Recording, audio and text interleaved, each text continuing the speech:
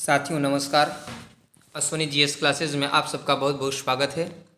मैं अश्विनी द्विवेदी एक बार फिर आप लोगों के समक्ष ज्योग्राफी का 5वां मॉक टेस्ट लेकर के हाजिर हुआ हूं। साथियों हम सब कमर कस चुके हैं कि अपने जो भी हमारे छात्र हैं, जो भी हमारे सहयोगी मित्र हैं, उन सब की तैयारी एक इस तरह से पुख्ता कराया जाए जिस तरीके से वे अपने आप को एक सशक्त महसूस कर सकें और एग्ज़ाम में यदि वे जाएँ तो निराश होकर उन्हें न लौटना पड़े। साथियों देखिए, बहुत ही महत्वपूर्ण क्वेश्चंस मैं उन क्वेश्चंस को लेकर आया हूं जो एग्जाम में क्वेश्चंस आ सकते हैं, और ऐसे क्वेश्चंस आप जब देखेंगे तो अंत में आप कमेंट जरूर करेंगे कि आपको यह क्वेश्चन कैसा लगा। साथियों शेयर सब्सक्राइब कमेंट जरूर करेंगे, आप सब लाइक जरूर करेंगे। तो साथियों चलिए हम सब इस सेशन को स्टार्ट करते हैं देरी न करते हुए, क्योंकि बहुत ही महत्वपूर्ण क्वेश्चन है हम लोगों का साथियों। और इसी तरह से मैं कमर कस चुका हूँ और सारे सब्जेक्ट में मैं इसी तरह से मॉक टेस्ट लेने वाला हूँ साथियों।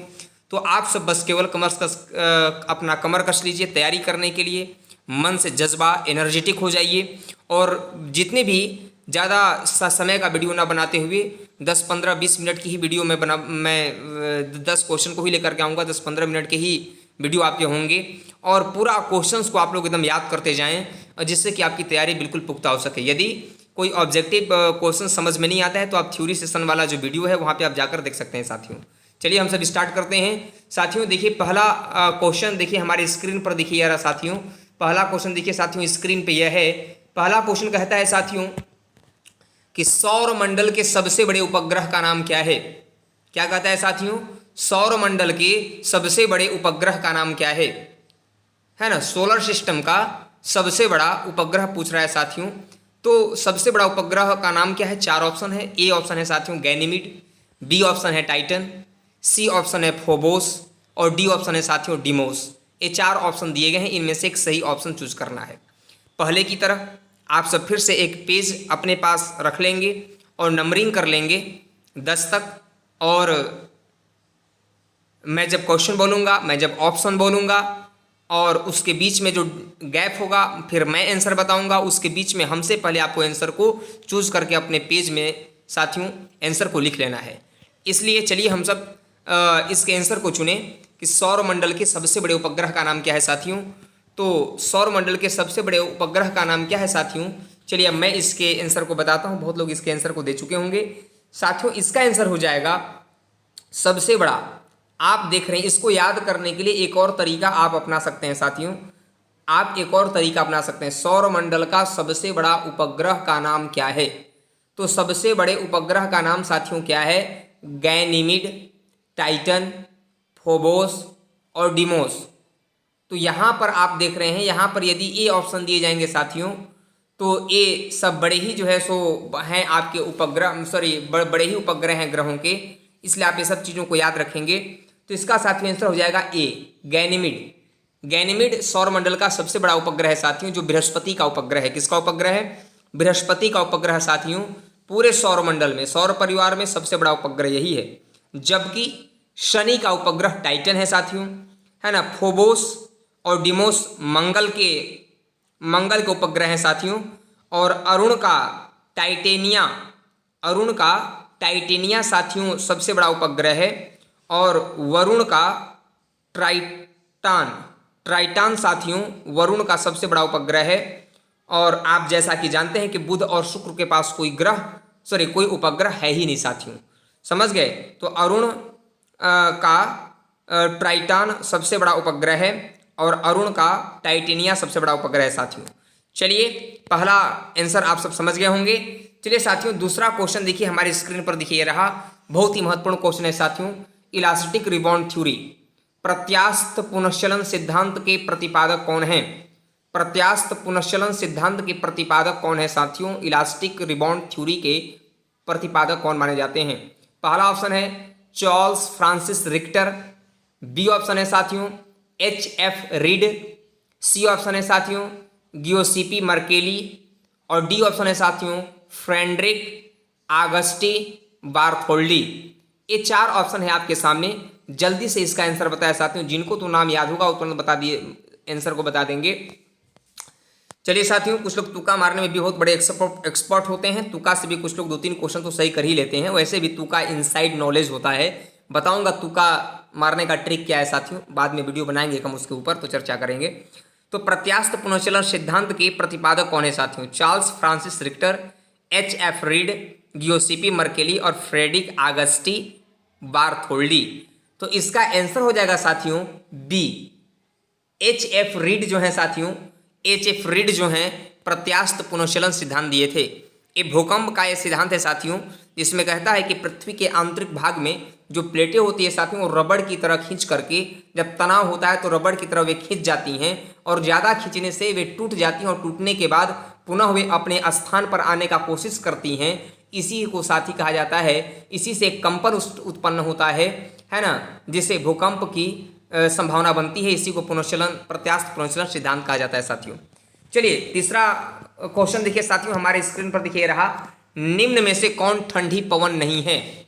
निम्न में से कौन ठंडी पवन नहीं है? तो ठंडी पवन आपको यहाँ पर कौन ठंडी पवन नहीं है? 3 ठंडी पवन है ऑप्शन में और एक इसमें गर्म पवन होगा साथियों, इसी को चूज करना है। बोरा, ए, बी पैपागायो, सी विली विली और डी है साथियों ब्लैक रोलर। इसमें साथियों आपको चूज करना है कि ठंडी पवन कौन नहीं है। 3 ठंडी पवन है और एक इसमें आपका गर्म पवन है साथियों। तो इसका आंसर हो जाएगा मेरे दोस्तों, इसका आंसर क्या हो जाएगा, जल्दी से बताएं इसका आंसर। इसका आंसर हो जाएगा साथियों डी, ब्लैक रोलर जो है यह गर्म और शुष्क पवन है। बाकी तीनों बोरा, पैपागायो, बिली बिली ये ठंडी पवन है साथियों, याद रखिएगा। चलिए हम बात करते हैं साथियों, चौथा क्वेश्चन भी हमारे स्क्रीन पे है, निम्नलिखित में से कौन ग्रेट लेक्स में शामिल नहीं है? निम्नलिखित में से कौन ग्रेट लेक्स में शामिल नहीं है साथियों? ए ऑप्शन है रेंडियर, बी ऑप्शन है मिशिगन, सी ऑप्शन है इरी और डी ऑप्शन है ओंटारियो। ये 4 ऑप्शन है साथियों। बहुत ही महत्वपूर्ण क्वेश्चन है, बहुत ही फेमस क्वेश्चन है साथियों, एग्जाम में जरूर आ सकते हैं। तो ग्रेट लेक्स किसे कहा जाता है ये आप जानते हैं। ये साथियों यूएसए और कनाडा, संयुक्त राज्य अमेरिका और कनाडा के सीमा पर साथियों कुछ झील हैं, जो 5 झील वहाँ पे हैं। 5 झील में से साथियों जैसे कि सुपीरियर झील है ना, सुपीरियर झील है, मिशिगन है, इरी है, ओंटारियो और ह्यूरन है साथियों।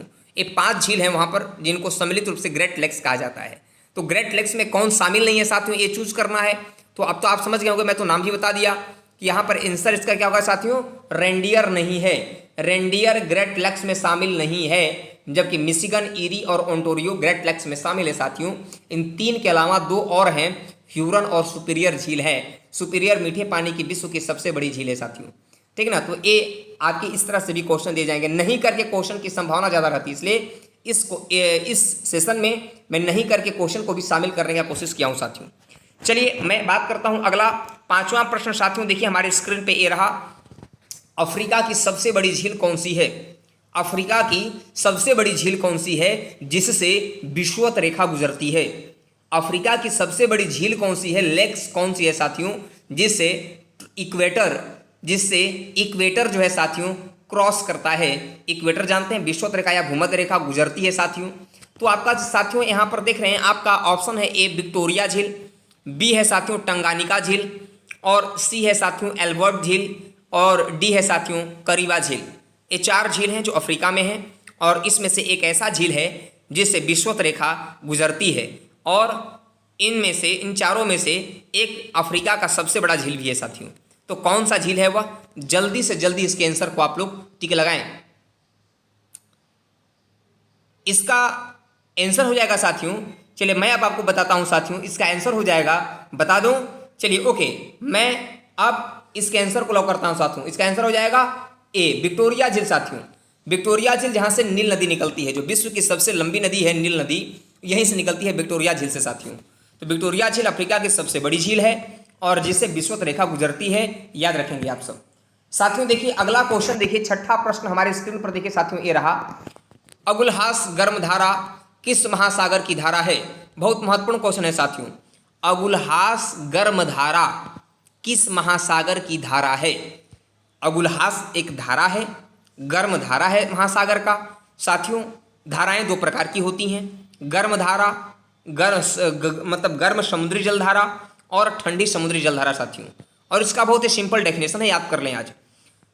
जो धाराएं जो धाराएं दोनों ध्रुवों से, ध्रुव तो जानते हैं सारे लोग ना, अब ध्रुव तो जानते हैं साथियों, ध्रुव सारे सारे लोग अब इसमें ध्रुव जान रहे होंगे कि ध्रुव क्या है, क्योंकि सबको बताया जा चुका है कि ध्रुव क्या है साथियों। ध्रुव जो होता है साथियों, ध्रुव आपका देख रहे हैं, ये जो आपका नॉर्थ पोल है, ये जो आपका नीचे साउथ पोल है, और बीच में साथियों आपका विषुवत रेखा है 0 डिग्री। बीच में क्या है साथियों? 0 डिग्री विषुवत रेखा है।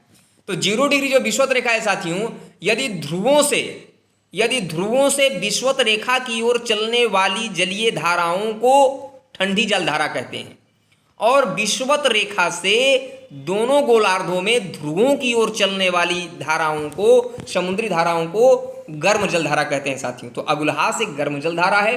तो किस महासागर का यह धारा है, ए क्वेश्चन पूछा जा रहा है।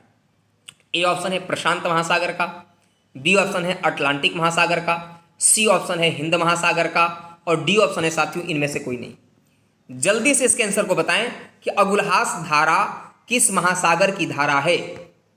प्रशांत महासागर, हिंद महासागर, अटलांटिक महासागर, इनमें से कोई नहीं।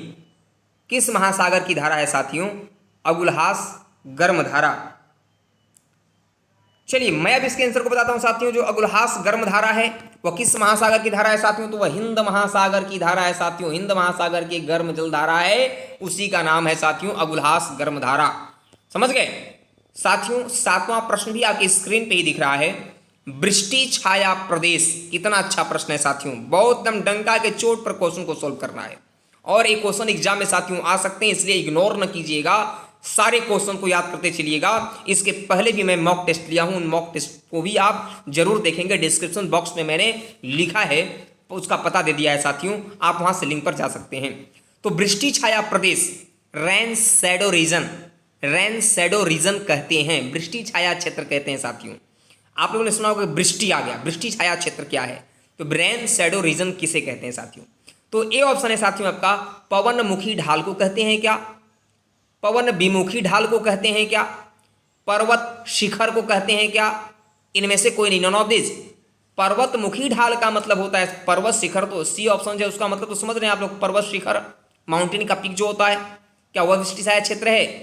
पवनमुखी ढाल ए है साथियों को। पवनमुखी ढाल किसे कहते हैं साथियों? पवनमुखी ढाल उसे कहा जाता है कि जिस क्षेत्र पर वर्षा होता है उसे पवनमुखी ढाल का। जैसे मान लीजिए सर ये माउंटेन है साथियों, ये माउंटेन है, तो देखिए यहाँ पर ये आपका बादल होता है, क्या होता है? ये बादल होता है, और बादल रहने साथियों क्या होता है? ये वर्षा होता है, बादल रहने से वर्षा होता है।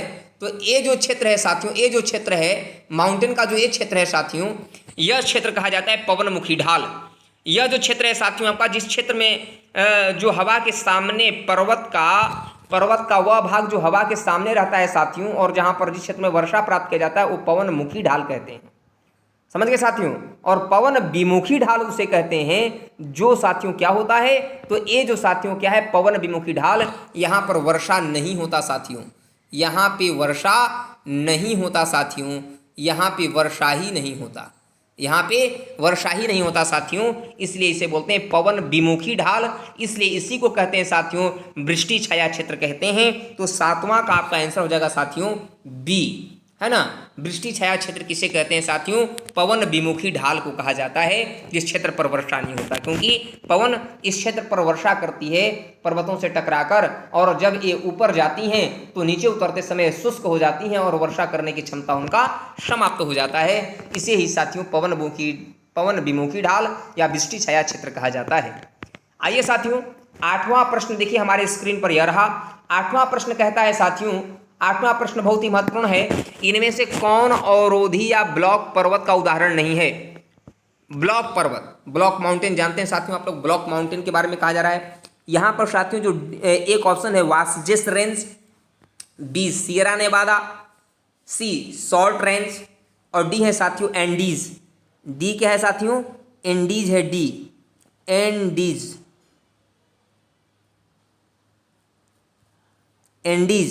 ए साथियों आपके जो है सो ऑप्शन है, 4 ऑप्शन है साथियों।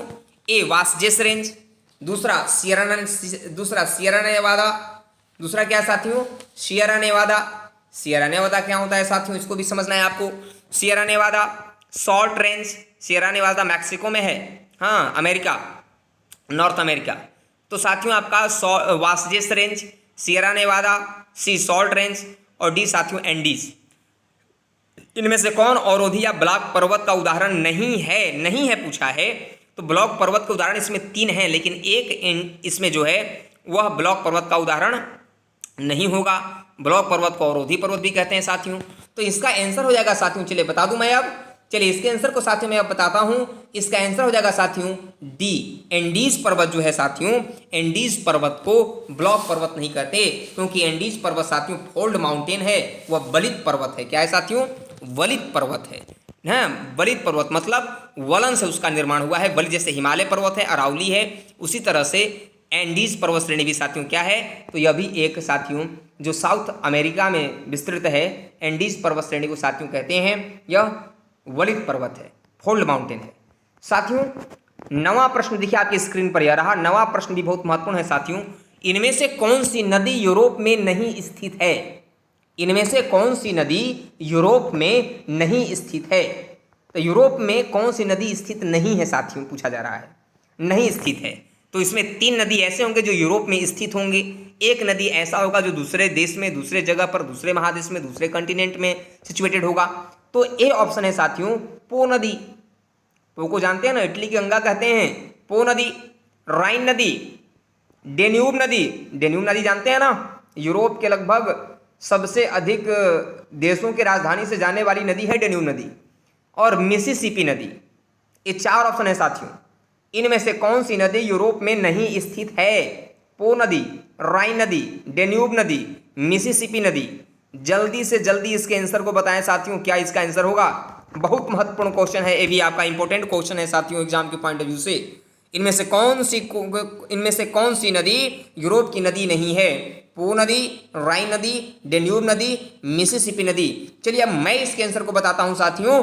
चलिए इसका आंसर हो जाएगा साथियों मिसिसिपी नदी। मिसिसिपी नदी जो साथियों यह अमेरिका का है, यह यूएसए का नदी है साथियों, मिसिसिपी नदी है ना। बाकी तीनों नदी साथियों यूरोप की नदियां हैं। तो ये रहा आपका आंसर डी।